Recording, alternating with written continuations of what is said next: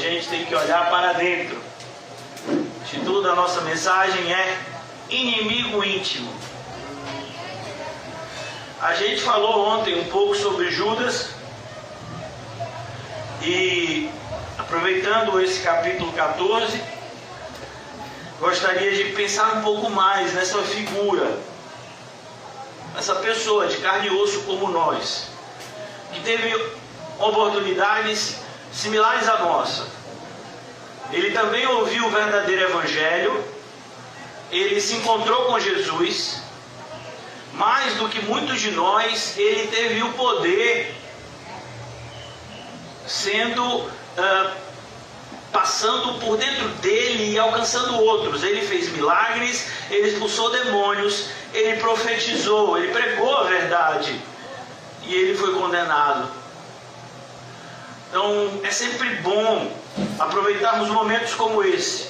Nós estamos aqui fazendo pregações expositivas nos evangelhos, estudamos o evangelho de Mateus e logo depois Marcos, e se Deus assim permitir, entraremos em Lucas. O propósito da gente é estudar os 4 evangelhos de maneira seguida, estudando novamente o evangelho de João, que foi onde a gente começou, possamos ter uma compreensão ainda mais aprofundada. Mas existem momentos como esse, passagens como essa, em que a gente tem que parar e pensar. Por que nós não seremos contados como Judas naquele grande dia? Se você olhar para a Bíblia, aparentemente Judas fez mais do que todos nós juntos. Judas fez coisas que muitos de nós talvez não fizéssemos. Jesus chamou Judas para ser seu discípulo. Judas abandonou sua família, abandonou sua casa e foi seguir a Jesus. Então a gente observa, capítulo 14 de Marcos, versículo 10. A gente observa que essa noção que a gente tem hoje, religiosa, acerca da pessoa de Judas, é uma noção extremamente equivocada e que pode nos levar a erro em relação a um autoexame sincero. O que é que vai fazer da gente um verdadeiro discípulo e o que é que vai fazer da gente um falso discípulo? Jesus já havia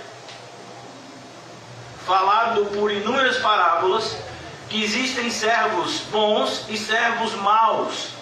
Existem servos que se dedicam a fazer aquilo que o seu Senhor ordenou, enquanto que existem servos que não fazem aquilo que o Senhor ordenou. Isso que é bom e que é mal aos olhos de Deus. Então a gente precisa refletir a respeito da vida cristã. O apóstolo Paulo, ele vai dizer no capítulo 11, se eu não me engano, de 2 aos Coríntios, que ele passou perigo entre falsos irmãos. Você já imaginou isso? Ele passou perigo entre falsos irmãos. Jesus, ele fala no meio dos seus discípulos: aquele que come comigo virou contra mim o seu calcanhar. Isso não é um privilégio de Jesus. Isso não aconteceu apenas com Jesus. A gente vai ver qual foi o primeiro homicídio. Qual foi o primeiro homicídio da história? Caim matou Abel. E eles eram longe um do outro? Eles eram irmãos. Eles haviam sido criados juntos. Brincavam juntos. Cresceram juntos. Mas em um determinado momento, a separação interior que existia entre eles foi evidenciada por meio do assassinato. Então é preciso a gente pensar o que é ser um verdadeiro discípulo, o que é ser um falso discípulo. Porque a gente pode estar no lugar certo, como Judas. Ele estava na ceia, a gente vai ver daqui a pouco, se Deus permitir, ceia. Mas ele estava na ceia da forma errada. Ele estava no lugar certo. Ele estava do lado de Jesus. Esse é o lugar certo de todos nós estarmos ao lado de Jesus, mas ele estava lá da forma errada. Ele não estava lá como um discípulo de Jesus, mas ele estava lá como um inimigo de Jesus. E eu queria ler, se os irmãos acompanharem comigo, todo todos os evangelhos sinóticos, eles tratam a respeito desse momento. Vamos abrir Mateus 26. Deixe marcado aqui Marcos 14, a gente vai voltar. Mas Mateus também trata desse assunto. Olha o que diz Mateus 26. Mateus 26, versículo 14. Quando fala a respeito da traição. Mateus 26, versículo 14.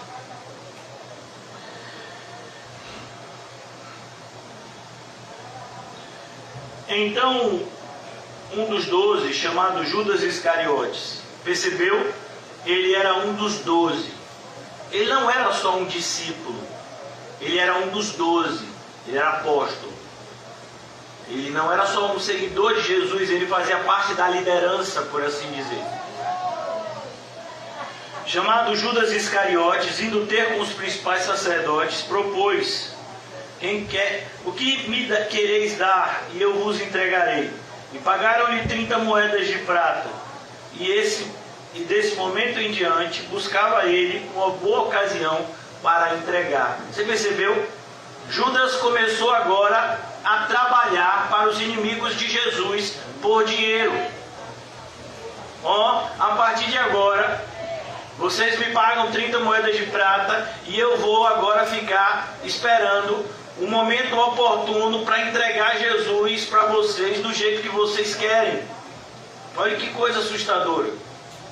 Spurgeon tinha uma frase baseada nessa passagem, onde ele dizia: quem trabalha por Jesus, quem trabalha para Jesus por dinheiro, trabalhará para o diabo por um salário melhor. Essa é a realidade de muitas pessoas que estão na igreja. E elas estão na igreja, elas estão clamando o nome de Jesus por uma suposta bênção, por algo que elas desejam que seja feito a seu favor. Mas se esse algo que eles desejam que seja feito a seu favor for proposto por outra pessoa, rapidamente eles abandonam a Jesus e vão seguir aquele que satisfaz os seus desejos. Lucas 22 também fala sobre isso. Olha que coisa. Lucas 22, o versículo de número 3.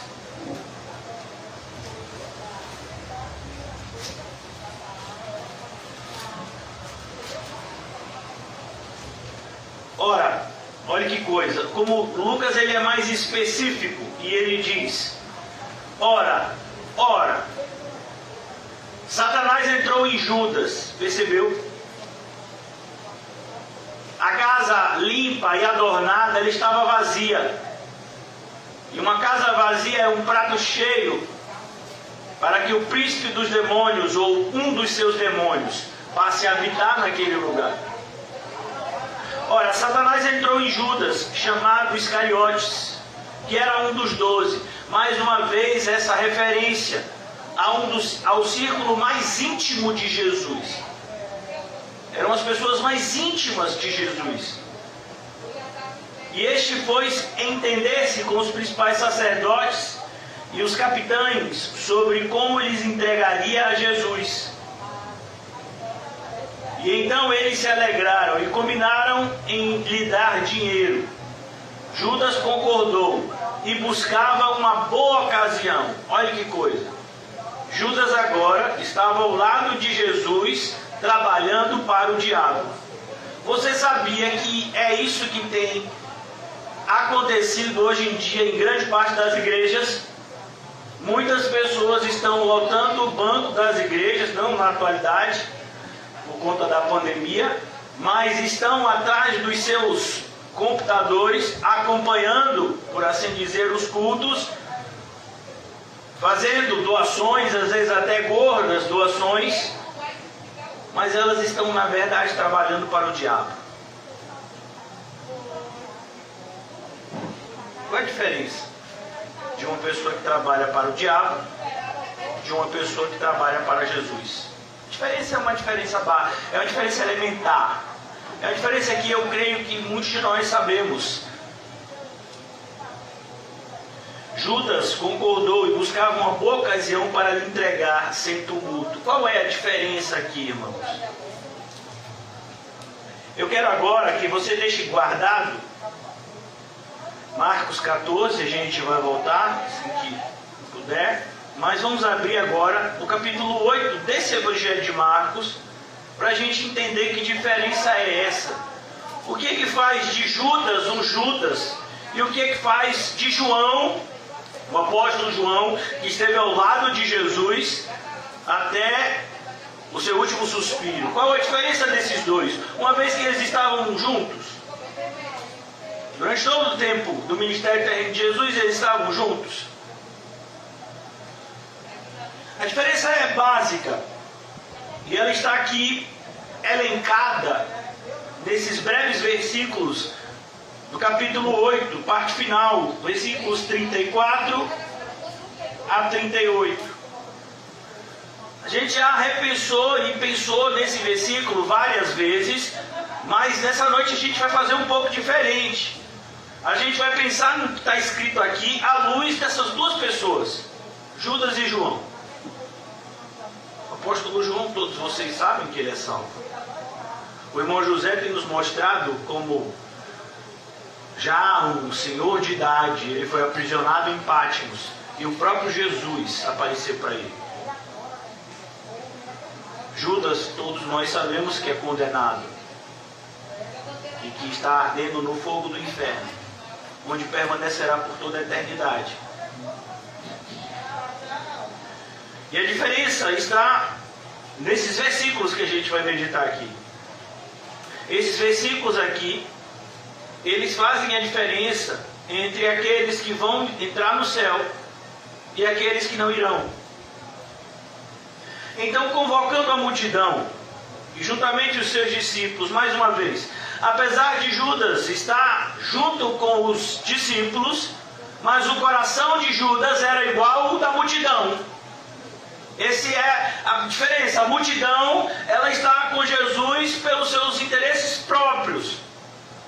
Os discípulos estão com Jesus com o propósito de aprender para obedecer. Isso é um discípulo. O discípulo, ele busca ser igual ao seu mestre.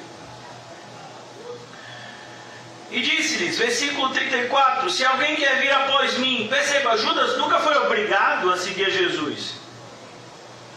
Se alguém quiser vir após mim, você vai ver, por exemplo, o jovem rico, ele não seguiu a Jesus.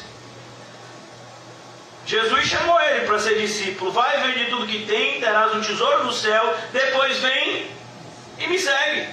Ele foi? Não. Mas Judas disse que iria e foi, mas o seu coração permanecia nas coisas do mundo. Esse é o grande perigo. Se alguém quer vir após mim, negue-se a si mesmo. Judas nunca fez isso. Judas nunca se negou. Ele estava com Jesus porque ele via em Jesus uma oportunidade de se dar bem. Afinal de contas, se Jesus é o Messias, como muitos acreditavam, Jesus vai botar os romanos para correr, Jesus vai botar os fariseus para correr, ele vai exercer todo o seu poder, e aí quem estiver perto dele vai se dar bem. Então eu quero estar perto de Jesus para me dar bem. Judas não queria se negar, muito pelo contrário, ele queria ter uma vida melhor. Ele queria que Jesus melhorasse a sua vida. Quando ele viu que isso não iria acontecer, rapidamente ele procurou ir embora com algum dinheiro do bolso. Então, irmãos, você tem que negar a si mesmo. Senão você não pode ser um discípulo de Jesus. Senão você nunca vai ser contado como um discípulo de Jesus. Você pode passar 30, 40, 50, 60, 70 anos dentro de uma igreja, sentado no banco de uma igreja, até fazendo algumas coisas dentro da igreja, e você nunca ser contado como um discípulo de Jesus, porque você nunca negou a si mesmo. Eu fico às vezes triste quando eu ouço pessoas dizendo assim: ah, pastor, se der eu vou fazer isso, se der então é melhor não fazer. Porque se o que você vai fazer para Jesus não lhe custa tudo, então é melhor que você não faça nada. Quando a gente faz algo para Jesus, tem que custar sim. Acho bonito. a história de um medalhista olímpico até, chamado, eu creio que alguns de vocês já ouviram falar dele, Eric Liddell. Eric Liddell, ele era um cristão, ele foi criado como cristão e ele estava sendo preparado para ser um missionário na China, o que de fato ele veio a se tornar. Mas durante o seu período de faculdade, ele também era atleta. Ele era corredor e ele era muito bom de correr. Eu estou precisando. E a modalidade dele era os 100 metros. Ele era o homem mais rápido da Inglaterra. Ele corria muito rápido. Ele era o Edivan da vida.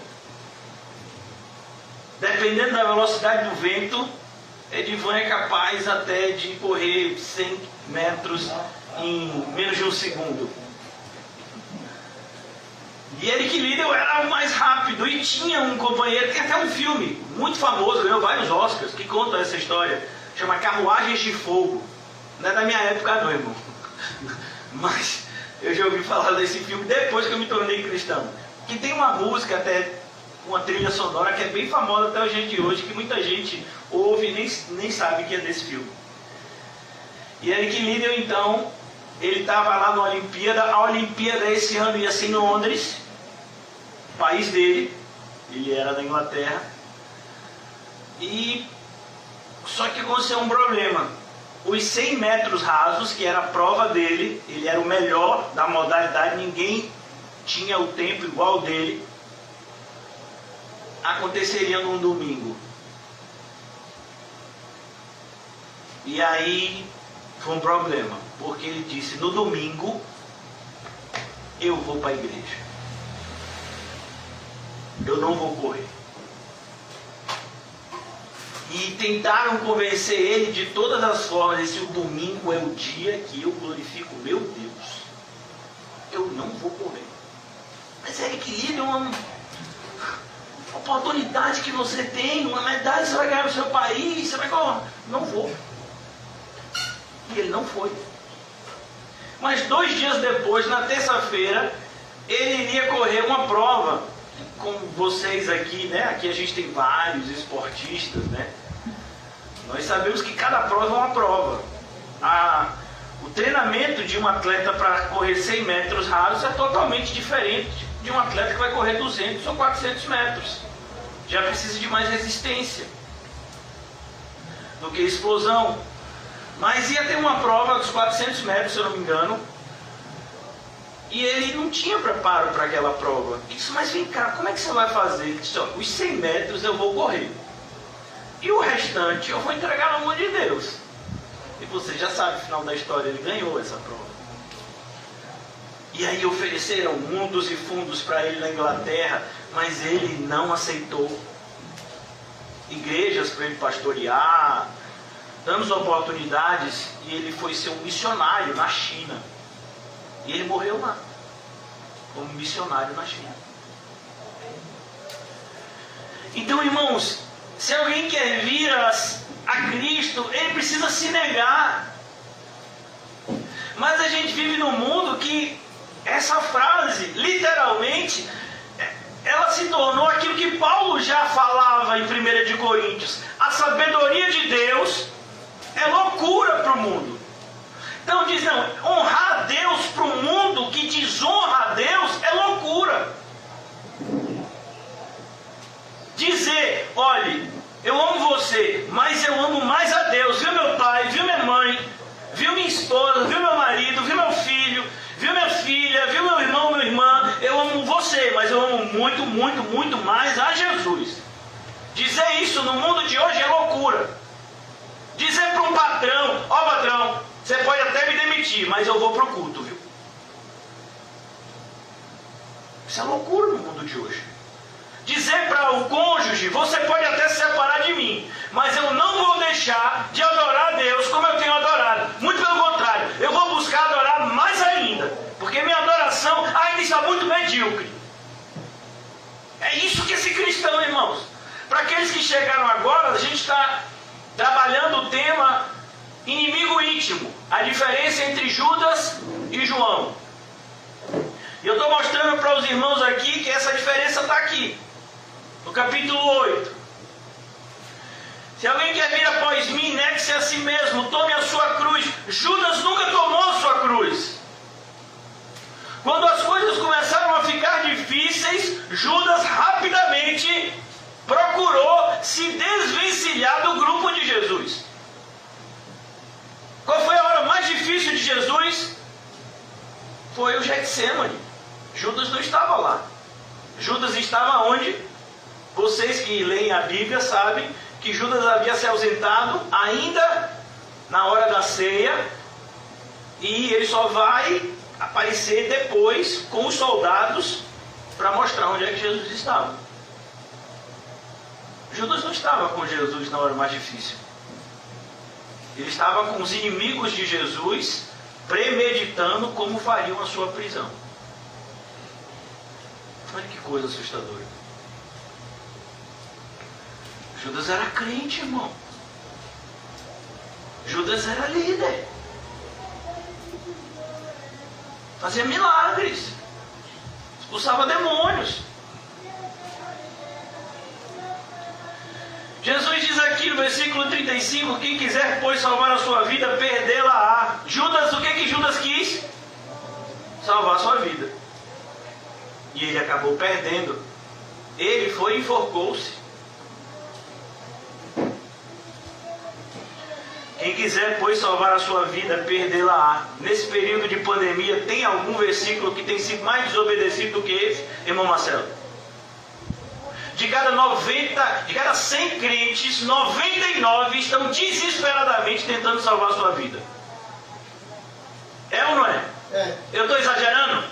É mentira minha? De 100 crentes, 9, e eu estou sendo bonzinho, viu? Eu estou sendo bastante esperançoso. 99 estão tentando salvar a sua vida de todo jeito. Todo jeito. Eu quero salvar minha vida, meu filho. Que nada, quem quer morrer? Mas você não quer ir para o céu? Eu quero ir para o céu, mas esse negócio de morrer, eu não estou preparado ainda. Não é não? Vocês crianças, alguém de vocês está preparado aí? Alguém? Estelinha? Chega, botou um copo na boca para tentar se esconder. E você aí atrás, capoeirista, está preparado?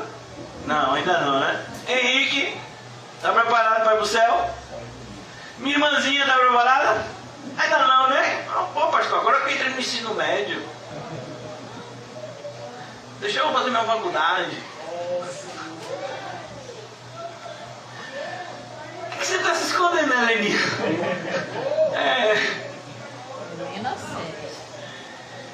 Então aqui a gente vê isso. Que aproveitaria o homem ganhar o mundo inteiro? Pode o homem ganhar o mundo inteiro? Pode, irmãos. Um homem pode ter todos os seus projetos bem sucedidos. Eu posso te dizer história de tantas pessoas. Se você for numa... Hoje em dia tá... Mas eu fui criado literalmente dentro de um ambiente que muitas aqui talvez não conheçam, né? Para o meu pai, shopping center para meu pai, mas o lugar que ele mais gostava, que ele gosta até hoje, já tem quase 74 anos, mas o lugar que meu pai mais gostava de ir era livraria e biblioteca. Mais livraria, né? Porque biblioteca é meio complicado, então ele ia para a livraria, ele chegava na parte de livros jurídicos, meu filho, para tirar ele de lá só com guindaste. E eu ficava com ele, né? E aí eu ficava olhando os outros livros, tentando me distrair.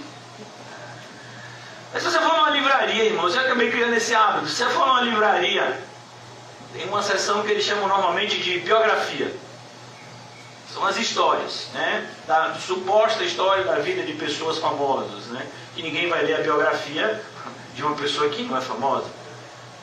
Então você vai ver a vida de um monte de gente que teve sucesso, que aparentemente ganhou o mundo inteiro. Quantas pessoas? Posso citar algumas. Hoje em dia, se você tem um aparelho desse aqui na mão, com certeza você vai se lembrar, você pode até não se lembrar, mas muito se deve a um homem chamado Steve Jobs.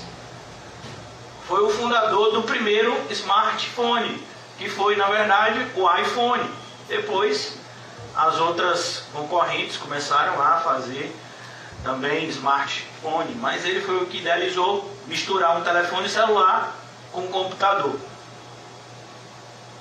E esse homem, ele fez projetos assim mirabolantes, os projetos dele deram certo. Só para você ter ideia, tem 3 filmes que contam a história dele. Não é só um não, meu filho, é 3.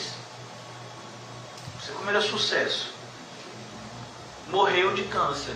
E o último discurso dele foi algo assim, extremamente depressivo. A gente tem um exemplo aqui no Brasil de um piloto de corrida de Fórmula 1 chamado Ayrton Senna.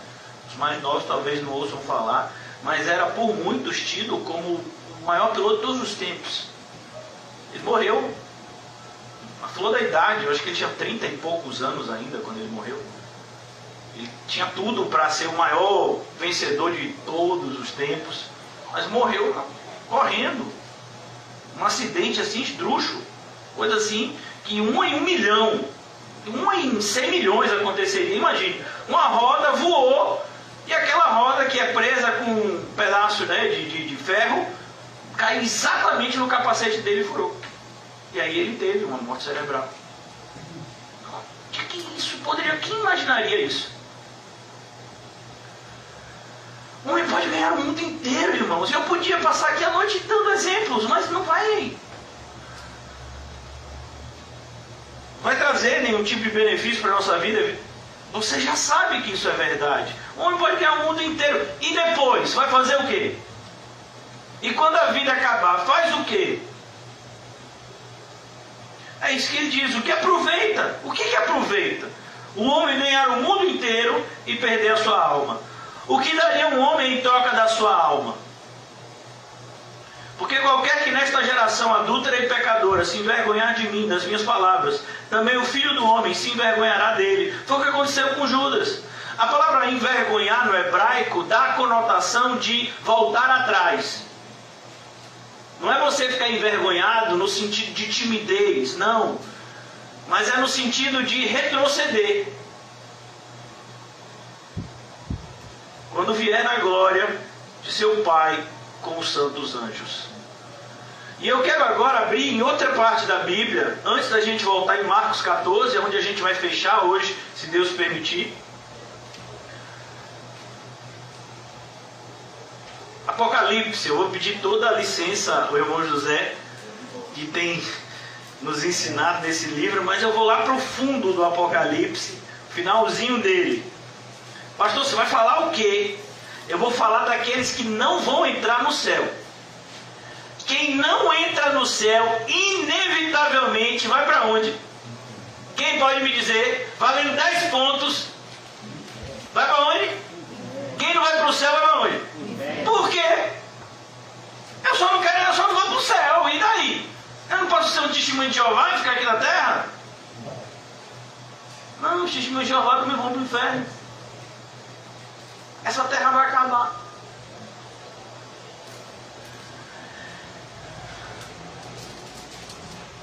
Apocalipse 21. É maravilhoso, né? A primeira parte. Eu vi um novo céu, uma nova terra. Mas eu não vou falar dessa parte não, porque a gente não tem tempo. E também não é um assunto da gente hoje. Mas outro dia, quem sabe, eu tenho certeza que José vai falar pra gente aqui. Deus permitir. Versículo 7. Ao vencedor herdará estas coisas. Apocalipse 21, 7. João, aqui é o apóstolo João. Eu disse para você a diferença entre João e Judas. João é um vencedor. E qual é a vitória que vence o mundo? É a nossa fé.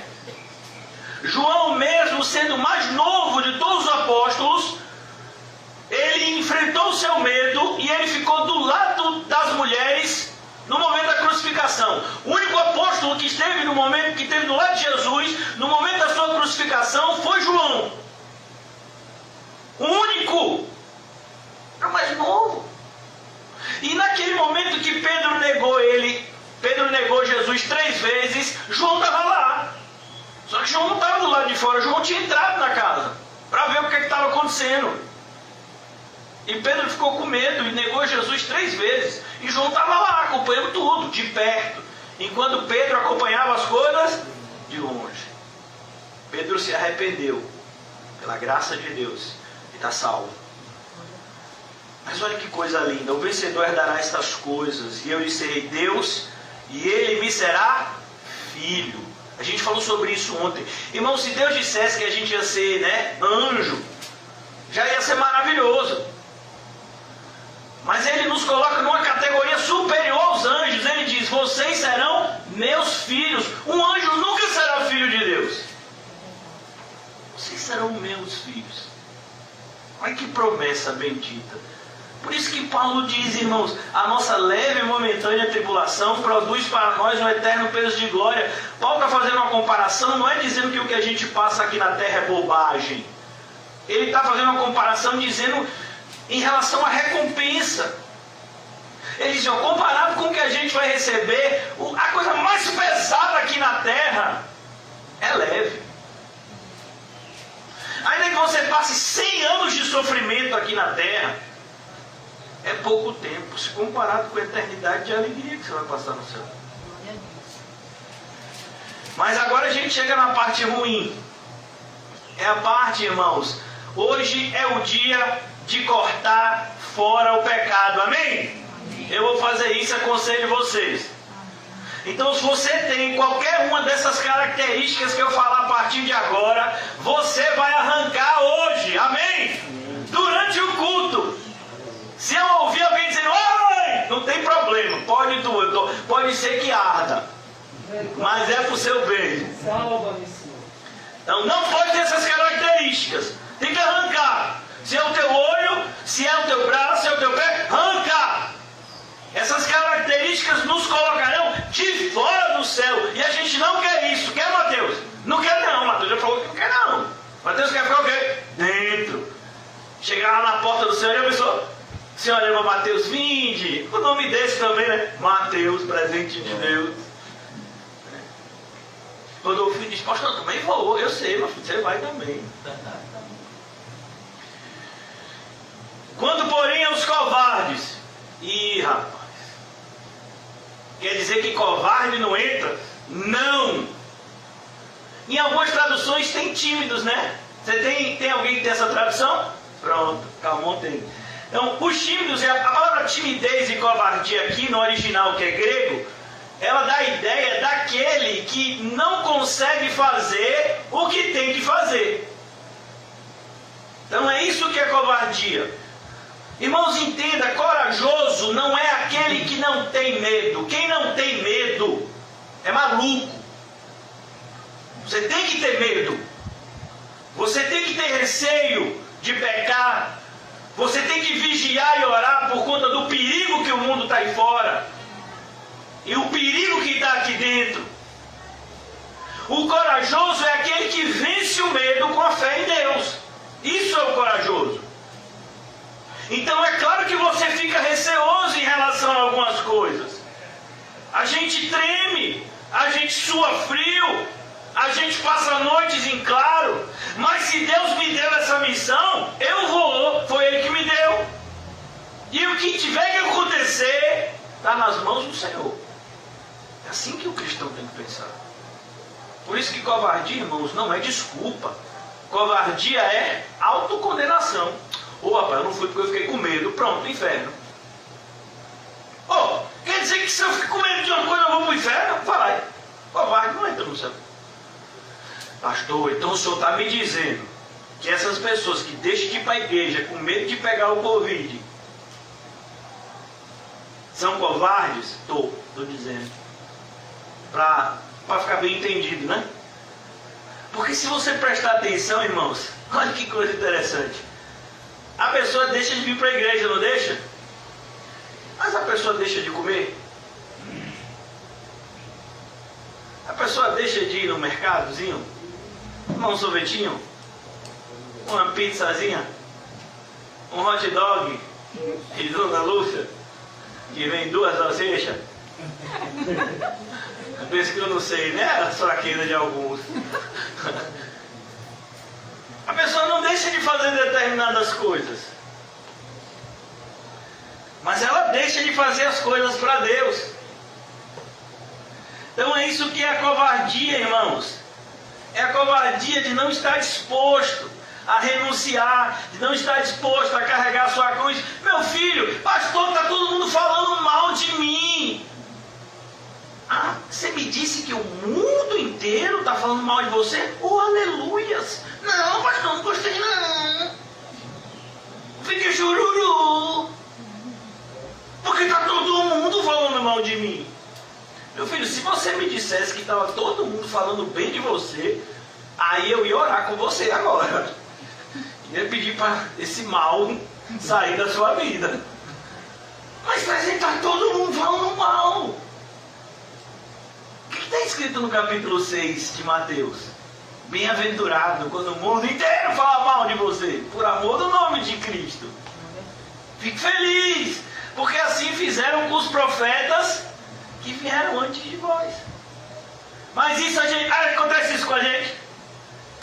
Não, eu vou dizer uma coisa para você. Já ouvi isso dezenas de vezes. Pastor, eu vou dizer uma coisa para você, não, pastor? O que foi, meu filho? Ou minha filha, né?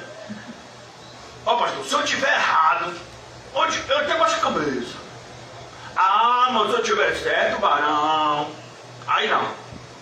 Aí pode ser que eu for. Meu filho, mas é quando você está certo que você renuncia. Você não renuncia quando você está errado. Quando você está errado, você agradece. A pessoa fala, porque você fez um negócio errado, e você fez, meu irmão, obrigado por me repreender. Pode ser até um ímpio.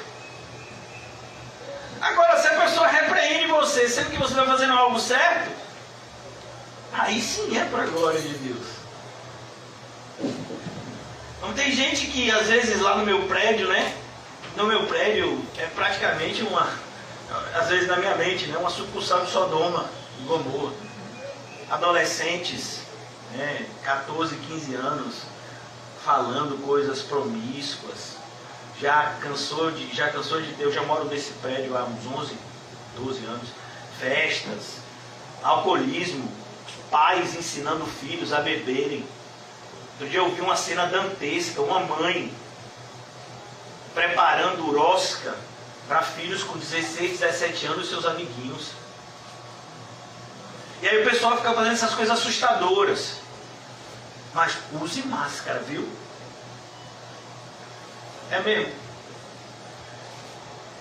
Pode fazer tudo que não presta. Só não pode. Só vai pegar Covid. Porque aí, por que eu estou falando isso? Porque quando o pessoal olha para mim, o pessoal sabe que eu sou pastor lá. E por isso até me ama, para não dizer outra coisa. Aí às vezes eu vejo gente olhando para mim, que eu uso esse uniforme bonito, né? Vai para a igreja, plena pandemia. Mas a pessoa que fala isso para mim, há 2 semanas atrás, estava no barzinho. Ele ou ela pode ir para o barzinho encher a cara. Mas se eu for para a igreja, orar por eles, inclusive, em plena pandemia, que absurdo. Louco.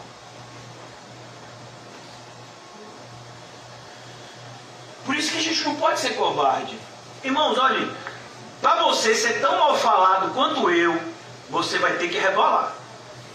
Né? Tem até uma música que fala isso, né, de Sandy Júnior. Você vai ter que trabalhar. Porque outro dia, eu sei que ele falou na brincadeira, né? Meia brincadeira. Eu fui levar meus filhos para ver meus pais. Aí minhas 2 filhas estavam no carro, né? Fui levar as meninas para ver os avós, que eles estão enclausurados há 8 meses, né? E aí de lá do primeiro andar eles gritaram: ai, tome conta do seu pai que ele é doido, viu? Porque é loucura, irmão. É loucura o que a gente faz aqui. Sabe? É loucura acreditar que não há razão para ter medo do Covid. Há razão para a gente ter medo de pecar. Por exemplo, a irmã Cláudia, ela pegou Covid de novo, não foi? Aí na minha mente veio: você vai pegar de novo. E se você pegar de novo, não acha que José vai pregar todos os dias não, porque ele não tem condição, viu? Eu já ficava orando para Deus. Eu falei: ó Deus, o Senhor que sabe. E esses dias eu travessei uma forma de ar. Mas, irmãos, Deus está no controle. Ou a gente acredita nisso, ou a gente fecha a igreja e vai todo mundo para casa assistir o noticiário da Globo. Porque se a gente está aqui, é porque a gente acredita que quem está no controle do mundo é Deus, sim ou não? Senão a gente não tem por que estar aqui. É a mesma coisa você encontrar uma pessoa num campo de futebol, vamos imaginar um cenário sem pandemia, e a pessoa está lá, jogando. Meu amigo, você pagou R$100 por ingresso para estar aqui. Ah, mas eu não gosto de futebol, não. E você veio fazer o que aqui? Ah, um amigo meu me chamou, eu vim. Ah, eu nem queria vir. Tem gente que está na igreja desse jeito. Não, irmão, você tem que estar aqui de todo coração, alma, força e entendimento. Ah, então melhor que não esteja. Por isso ele diz aos covardes, segundo lugar, aos incrédulos, o incrédulo é isso. Por exemplo, quando eu cheguei aqui hoje, era o que, umas 5h30 por aí, mais ou menos, 40, foi? Estava Rodolfinho, estava a irmã Gisele, a pequena Helena, e um solzinho assim tocando, e tinha Jesus já. Glória a Deus. E você sabia que Jesus está aqui agora? Amém. Às vezes, né, eu já frequentei muita igreja pentecostal, né? E esse é o momento em que a pessoa da igreja pentecostal pula, salta, dá mortal, né? Fica de um pé só. Quando o pregador diz, você sabia que Jesus está aqui agora? Aí todo mundo, aleluia, glória a Deus! E vem cá, tem algum momento que Jesus não esteja? Só se você estiver na igreja de Laodiceia. Porque na igreja de Laodiceia, Jesus está onde? Do lado de fora. Quando a gente voltar para as nossas casas, quem é que vai voltar com a gente? Quem é? Em nome de Jesus, alma. Eu espero que Jesus volte com você. Pela fé. Quando você estava em sua casa, no seu trabalho, não sei de onde você veio, Jesus estava lá, não estava, alma? Corpo e espírito. Oh, Deus. Sim ou não? Então, incredulidade é isso, irmãos, é a gente agir como se Jesus não estivesse com a gente o tempo todo. E como se Jesus não pudesse tudo. Pode tudo. Muito mais do que pedimos ou pensamos. Sabe, eu fico maravilhado das experiências que eu tenho a oportunidade de passar por amor a Cristo. Por exemplo, hoje eu não teria condição de pregar aqui para vocês em pé. Eu estava com dores fortíssimas, ainda estou na altura aqui da lombar. Não consegui nem ficar de pé de manhã, não consegui fazer coisas simples, muita dor. Ontem começou, hoje aumentou. Mas aí às vezes as minhas filhas me perguntam, meu pai, você continua fazendo as coisas de maneira normal? Vou fazer tudo normal. Por que eu vou deixar de fazer? Se você me perguntar, hoje eu ainda andei. Porque eu digo, não vou aceitar.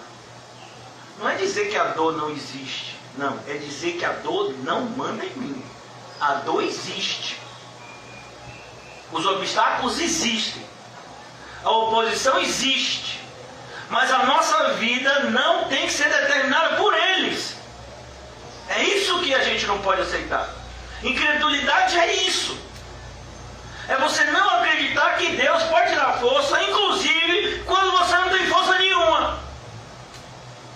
Isso é ter fé. Então cuidado, porque os incrédulos não herdarão o reino de Deus. Aos abomináveis. Deixa eu dizer uma coisa que é abominação. Orar sem acreditar na Bíblia. É abominação. Está onde escrito isso? Quem sabe? Provérbios. Abominável é para o Senhor a oração daquele que tapa os seus ouvidos para a lei de Deus. Você sabia disso, que é abominação?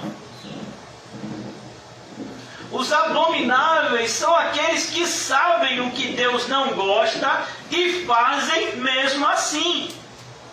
Incrédulo é aquele que não acredita que Deus vai fazer determinadas coisas. O abominável, ele está um passo acima. O abominável, ele é assim: eu sei que Deus vai punir quem age desse jeito, mas eu vou fazer mesmo assim. Isso é o abominável. Você acha que Judas não sabia que ele estava entregando sangue inocente? Claro que ele sabia, ele disse depois: peguei, entregando o sangue inocente. Mas ele fez mesmo assim. Jesus falou para Judas: ai daquele que trai o Filho do Homem. Jesus falou, ele sabia as consequências, mas ele foi lá e fez. Isso é um abominável. É aquele que sabe que aquilo que ele está fazendo desagrada a Deus, mas ele diz: eu vou fazer assim mesmo. Depois ele diz aos assassinos: e você pode matar fisicamente, e você pode matar espiritualmente. Por exemplo, eu já fui assassinado por milhões de pessoas espiritualmente. Não é tão vivo até agora. Porque fisicamente só poucos tentaram me matar. Recentemente foi um motoqueiro que jogou a moto em cima da bicicleta. E aí eu me ralei todo. Mas os assassinos não herdarão o reino de Deus. Eu fiquei comentando, quero comentar aqui, né? Um irmão teve um furto na loja dele. E acho que o irmão que me comentou, não foi? Meia hora antes de vocês chegarem. E eu fiquei imaginando que livramento de Deus. Porque se chega na hora que está tendo furto, eu comentei com o Rodolfinho, não foi? Eu fiquei imaginando isso em casa, depois de ter falado com os irmãos e com o Rodolfinho. Se chega na hora, o problema não... Eu sei que os irmãos não iam fazer nada, mas os seguranças iam pegar e iam espancar aquele rapaz. E eu pergunto: será que vale isso por causa de um colchão? Espancamento de uma pessoa e você ser participante disso.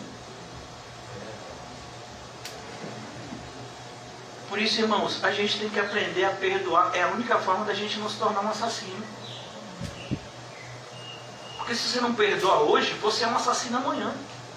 Amém. Efésios diz: não deixe o sol se pôr sobre a sua ira. Não pode.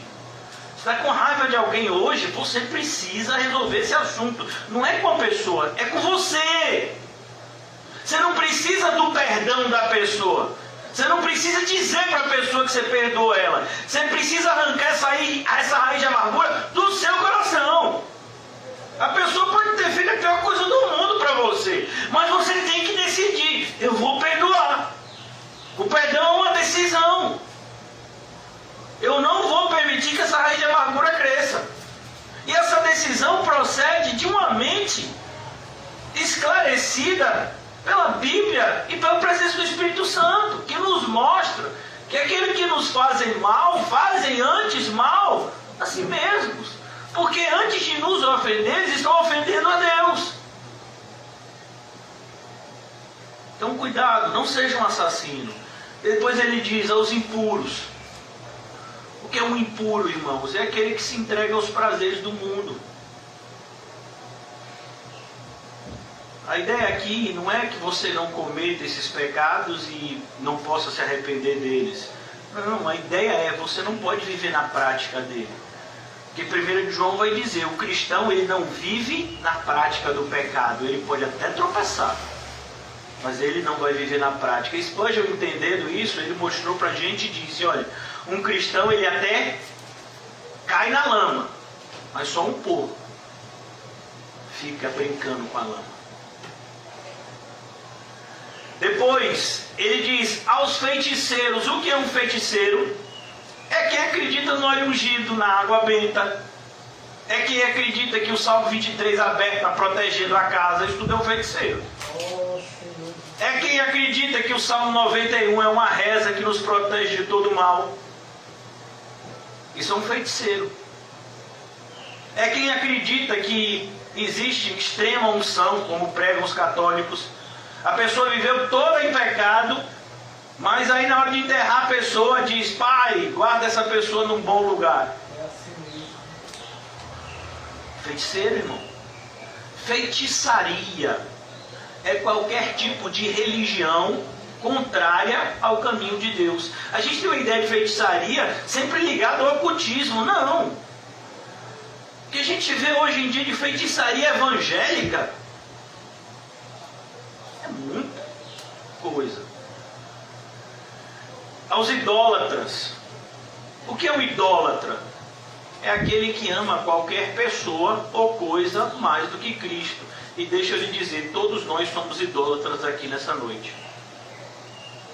Nós precisamos destruir ídolos aqui essa noite. Eu disse para vocês que eu ia falar de coisas que a gente tem que arrancar. Se você ama mais a você mesmo do que a Cristo, a hora de mudar isso é agora. Para que você não seja um Judas. Você precisa mudar agora. A Bíblia vai dizer que a avareza é idolatria. Por isso idolatria nada tem a ver. Às vezes a gente tem a ideia de idolatria de uma maneira muito pequena, como se idolatria é somente você fazer um ídolo com as mãos e se prostrar diante dele. Não, a Bíblia nos apresenta uma ideia muito maior a respeito de idolatria.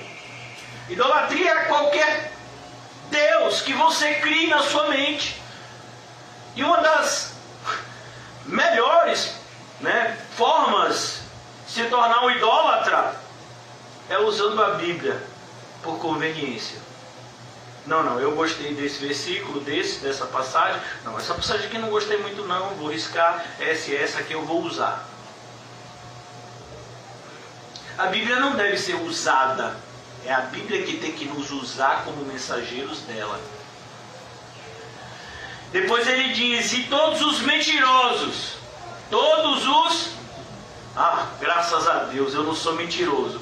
Pronto, Pinóquio cresceu mais um pouquinho o nariz. Todos nós somos mentirosos.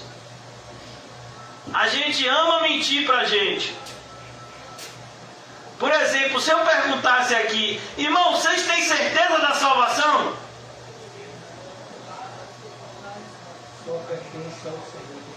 Você não tem certeza da salvação. E como é que você dorme? Eu não consigo dormir achando que vou para o inferno. E aí, como é que vai ser?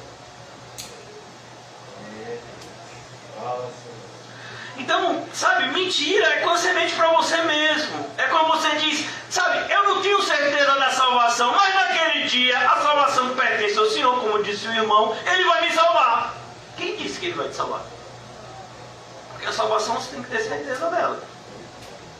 O Espírito testifica com o nosso Espírito que somos filhos de Deus. E aí, qual foi? Como assim? Você não tem certeza da sua salvação? Não, pastor, eu não quero dizer que eu tenho certeza da salvação, porque pode parecer que eu sou assim, sabe, meio orgulhoso, né? Não, meu filho, ter a certeza da salvação não tem nada a ver com orgulho, tem a ver com obediência. Amém. Eu sei que eu tenho crido. E Ele é poderoso para guardar o meu depósito até aquele grande dia. Paulo está falando isso por orgulho ou por mansidão? A grande questão é que a gente vai encontrar poucas pessoas que queiram viver como o apóstolo Paulo. Os idólatras e todos os mentirosos, a parte que lhe cabe será o lago que arde com fogo e enxofre. O problema, e eu vou repetir isso quantas vezes forem necessárias, o problema não são as milhares de pessoas que morreram, ou milhões de pessoas que morreram com Covid. O problema é para onde elas foram. Se alguém me dissesse, olha, todo mundo que morrer de Covid está no céu, eu dizia, meu irmão, pegue Covid. Sabe que isso não é verdade. Sem arrependimento não há remissão de pecados. Agora eu posso lhe dizer que dessa grande multidão de pessoas que morreram de Covid, pode ter certeza que no bolo tem crente também. Não, pastor, o crente não morre de Covid não. A igreja ora e ele fica curado. Não, meu filho, morre sim. Quantos cristãos morreram de enfermidades? E foram para o céu, qual o problema? Eles estão descansando agora das suas lutas. Conta-se a respeito dos últimos dias de Martin Lloyd Jones. Martin Lloyd Jones teve uma enfermidade, eu acho que era um câncer, alguma coisa assim.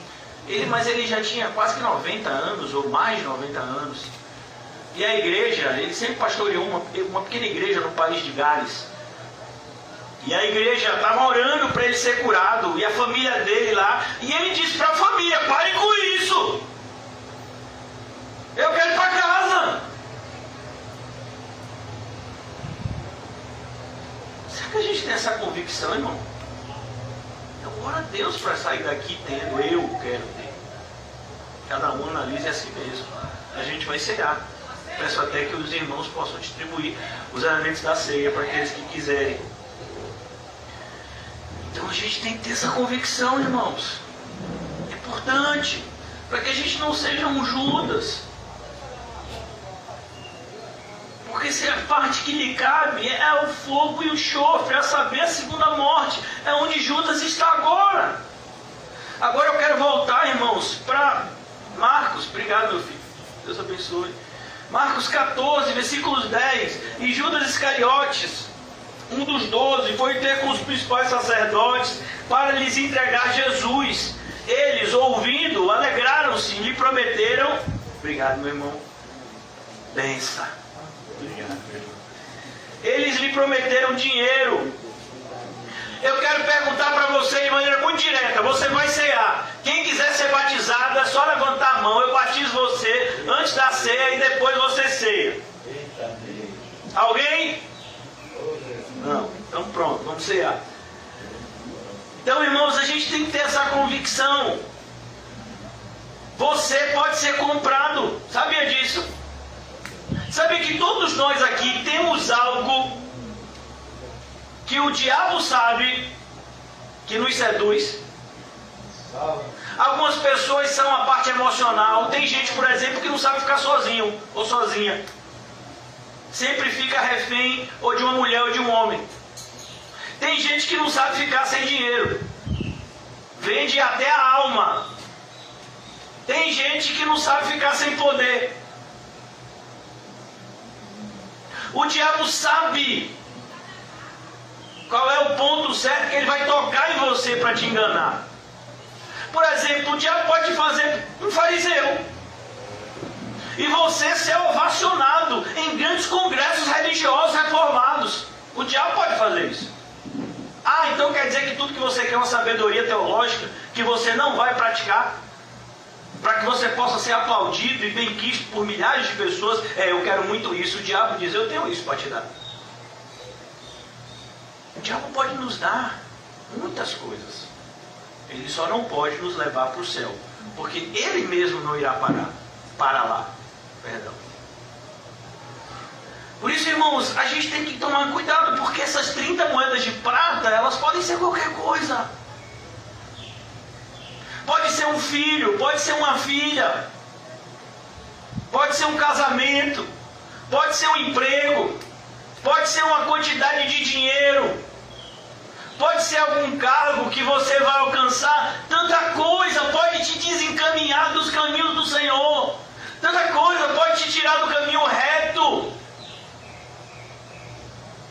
Nós somos pessoas extremamente suscetíveis ao engano. O diabo é tão perspicaz que ele engana o homem e faz com que o homem ainda se ache certo. Imagine. Por isso a gente vai cear. E a ceia é esse momento onde as máscaras caem. É um dos poucos momentos onde a gente pode olhar pelo espelho da palavra de Deus e ver quem de fato nós somos. O pior dos pecadores. E é por isso que a gente segura um pedaço de pão e um sangue, que são em memorial da morte expiatória de Cristo. Ele morreu em nosso lugar, para que nós vivêssemos para a glória dele. E se a gente não estiver fazendo isso, irmãos, vai ter um dia em que a gente vai enxergar a loucura que foi essa atitude de não seguir a Cristo. Que o Senhor nos ajude a perceber a loucura, enquanto temos a oportunidade de nos retratar chegará um momento onde nós não teremos mais tempo para se arrepender. Essa parte que eu li aqui do Apocalipse 21 já fala de algo final. É João dizendo: olhe, esses ficaram do lado de fora. A porta se fechou. Aqueles que tinham que entrar, entraram. Esses ficaram do lado de fora. E a parte que lhes cabe é o lago que arde com fogo e enxofre. E aí não importa o seu grau de escolaridade, não importa a quantidade de dinheiro que você teve, não importa a etnia que você era, não importa o país que você morou, não importa se você tinha casa ou não, não importa nada disso. Naquele grande dia só vai ter uma diferença: os que estavam com Cristo e os que eram inimigos de Cristo. Quem é você aqui essa noite? Examine-se o homem a si mesmo, e coma do pão e beba do cálice. Comamos e bebamos para a glória de Deus.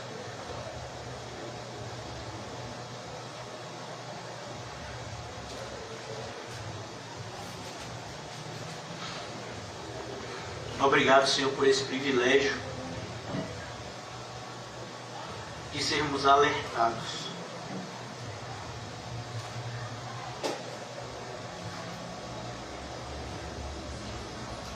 Alertados desse grande perigo de sermos puxados pela correnteza do mundo.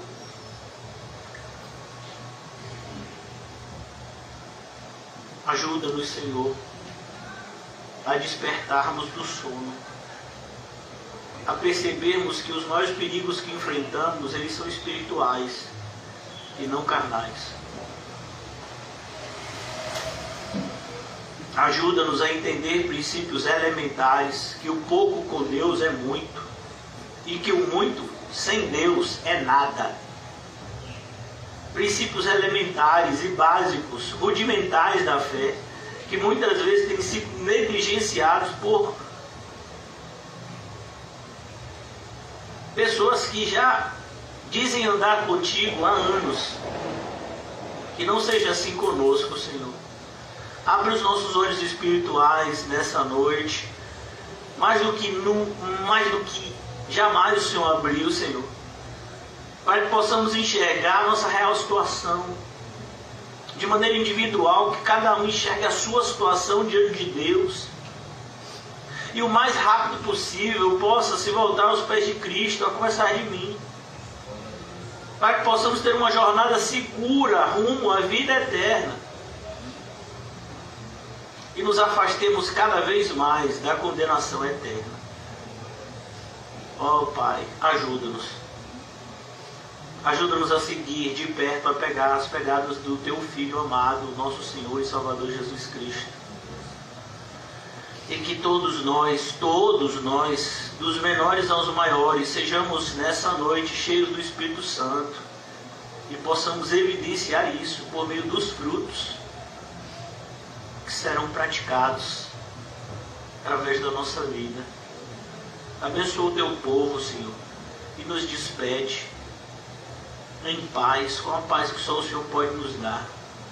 E que nós tenhamos essa paz, não somente nos nossos ajuntamentos, mas também diante de todos os obstáculos, percalços e oposição que possamos vir a enfrentar, que possamos enfrentar em paz, na certeza que o Senhor, o nosso Pai, o Deus Criador de tudo e de todos, está no controle e faz com que as coisas cooperem a nosso favor, pois Ele nos fez amá-lo e nos elegeu por meio do seu decreto. Ajuda-nos, Senhor, a compreendermos cada vez mais as Tuas verdades eternas e a vivê-las intensamente. Em nome de Jesus, amém e graças a Deus. Amém, irmãos? Apenas alguns avisos. Amanhã a gente não vai ter evangelismo, mas teremos o culto no domingo pela manhã, lá na boca do rio, e no domingo à tarde aqui. Agora um pouco mais cedo, né? A gente normalmente domingo é 6h30, né? Mas vai ser 6 horas. Amém, irmãos? Na Boca do Rio de 9 às 10. E aqui é de 6 às 7. Orem pela minha memória. Amém? Pelo amor de Deus, o Pai, e as doces consolações do Espírito Santo, e que a graça maravilhosa que vem do nosso Senhor Jesus Cristo esteja sempre conosco. Nós dizemos uma salva de palmas ao Senhor. Que estejamos em constante oração uns pelos outros. Amém.